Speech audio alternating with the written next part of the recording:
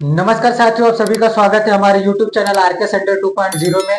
आज हम लोग पढ़ेंगे कि जब वस्तु अनंत तथा वक्रता केंद्र के बीच स्थित हो तो उसका प्रतिबिंब किस तरीके से बनता है, आज हम लोग सीखेंगे। तो हमने कल पढ़ा था कि जब वस्तु अनंत पर स्थित हो तो उसका प्रतिबिंब मुख्य फोकस में बनता है, वस्तु की अपेक्षा अत्यंत छोटा, बिंदु के आकार का तथा उल्टा तथा वास्तविक प्रतिबिंब बनता है।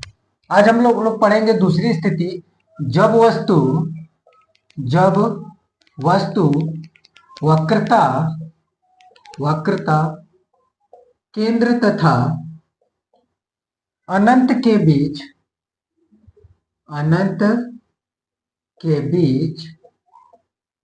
स्थित हो।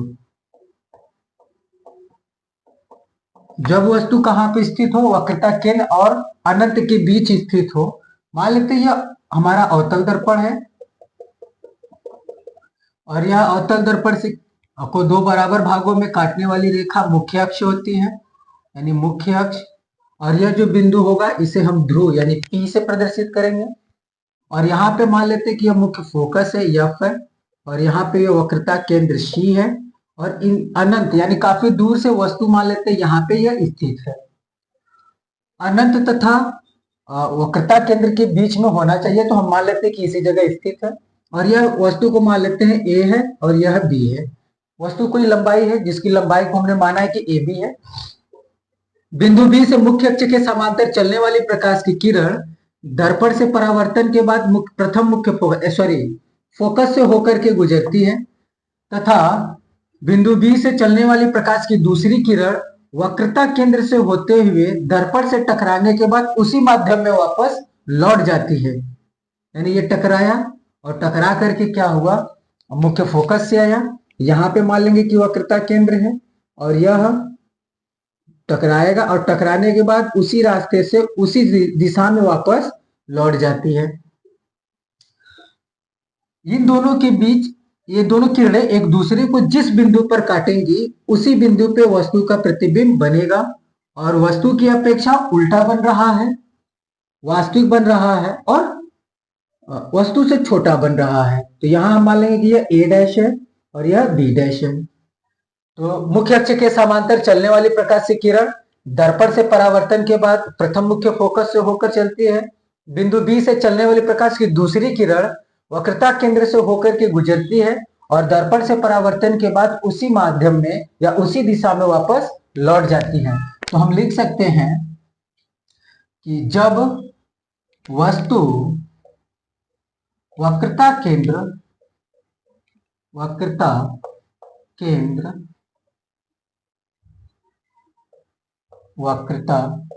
केंद्र तथा अनंत के बीच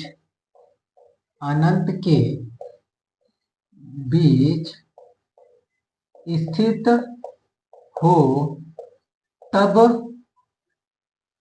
बिंदु B से, यानी वस्तु क्या है, वस्तु AB है, AB के B बिंदु से चलने वाली, तो बिंदु B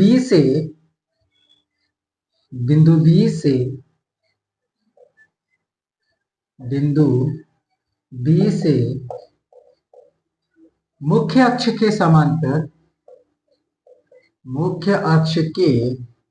समांतर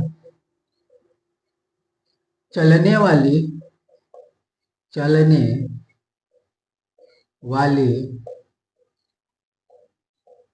प्रकाश की किरणें दर्पण से परावर्तन के बाद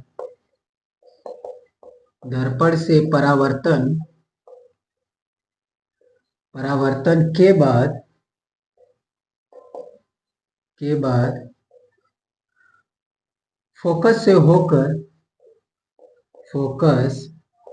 से होकर गुजरती है, तथा बिंदु B से चलने वाली प्रकाश की दूसरी किरण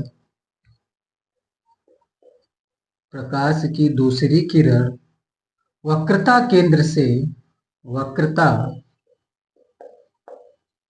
वक्रता केंद्र से होकर सीधी चली जाती है।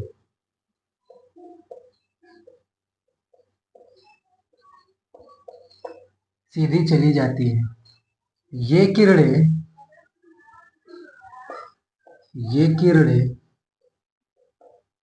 एक दूसरे को जिस बिंदु पर काटती हैं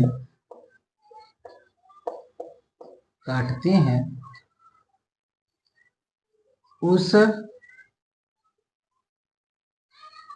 बिंदु पर वस्तु का प्रतिबिंब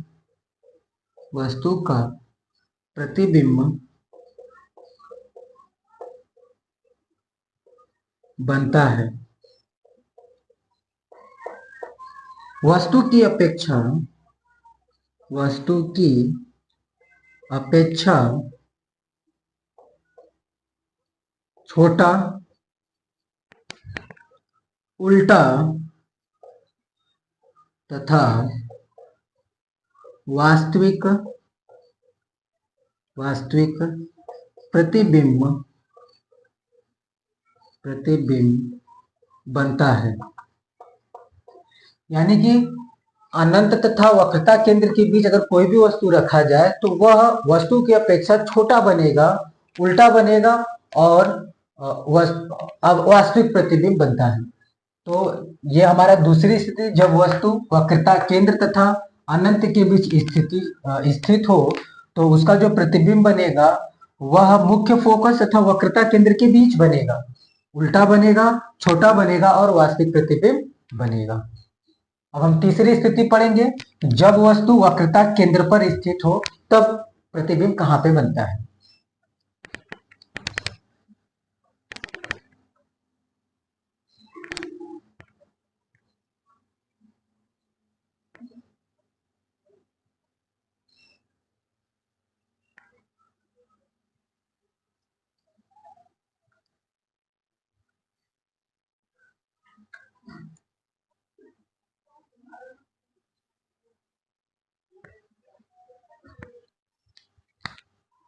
तीसरी स्थिति है, जब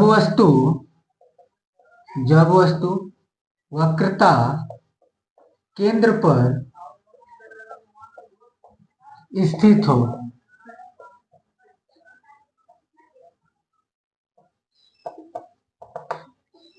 जब वस्तु वक्रता केंद्र पर स्थित हो तो यहां से हम अवतल दर्पण,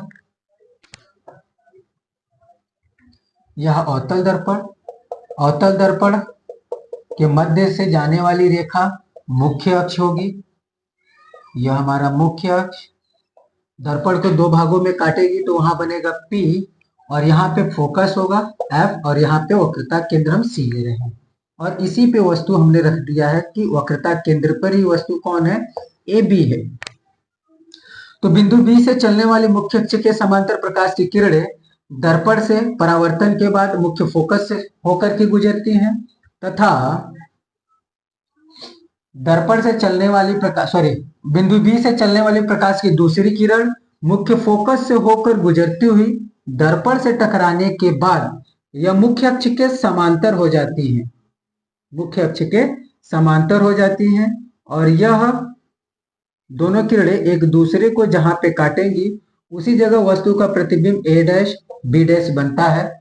वस्तु की अपेक्षा वस्तु के समान, यानी जितनी बड़ी वस्तु है उतना बड़ा ही प्रतिबिंब बनेगा, उल्टा बनेगा और आभासी प्रतिबिंब बनता है। यानी कि यह किरण जाएगी मुख्य अक्ष के समांतर और परावर्तन के बाद मुख्य फोकस से चली आएंगी, लेकिन यह दूसरी किरण जब जाएगी कुछ ऐसे होगा।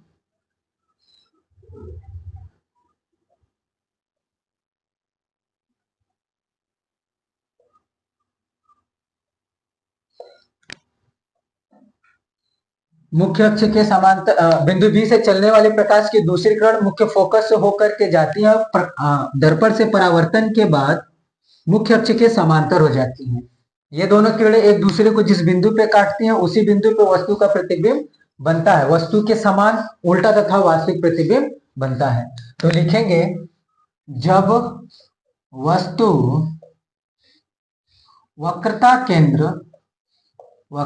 केंद्र पर स्थित हो तब बिंदु B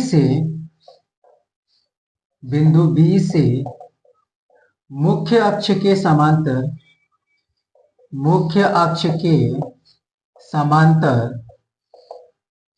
चलने वाली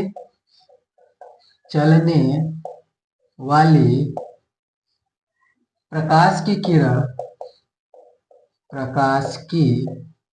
किरण परावर्तन के बाद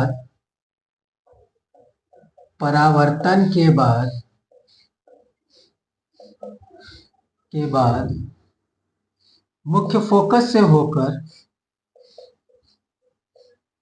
फोकस से होकर गुजरती हैं तथा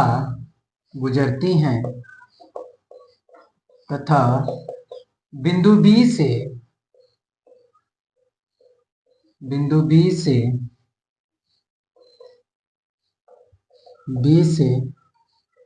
चलने वाली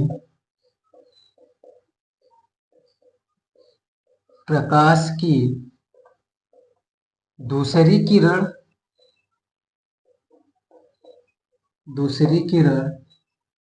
मुख्य फोकस से होकर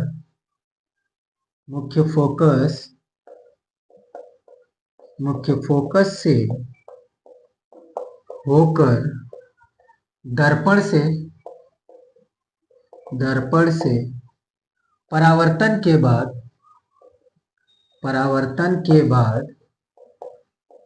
मुख्य अक्ष के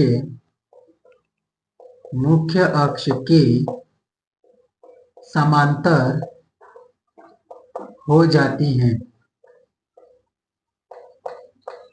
ये दोनों किरणें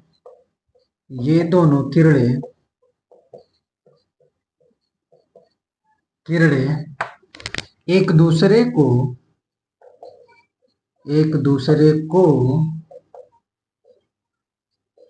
जिस बिंदु पर काटती हैं उस बिंदु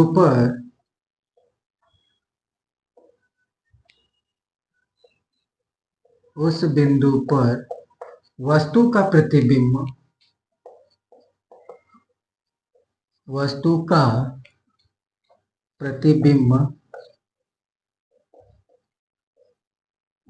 प्रतिबिंब वस्तु के समान उल्टा तथा वास्तविक प्रतिबिंब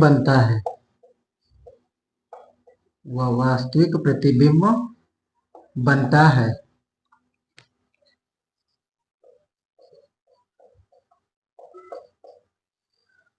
जब वस्तु वक्रता केंद्र पर स्थित हो तो मुख्य अक्ष के समांतर चलने वाली प्रकाश की किरण दर्पण से टकराने के बाद या दर्पण से परावर्तन के बाद मुख्य फोकस से होकर के गुजरती हैं तथा बिंदु B से चलने वाली प्रकाश की दूसरी किरण मुख्य फोकस से होकर को जाती हैं और दर्पण से परावर्तन के बाद मुख्य अक्ष के समांतर हो जाती हैं।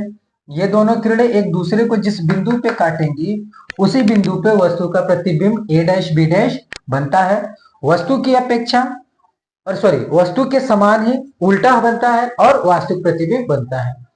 हमने ये तीसरी स्थिति को पढ़ा। आगे हम लोग पढ़ेंगे चौथी और पांचवी स्थिति को। यदि आप चैनल पर नए हैं तो चैनल को सब्सक्राइब करें और अपने मित्र या दोस्तों तक शेयर करें। धन्यवाद।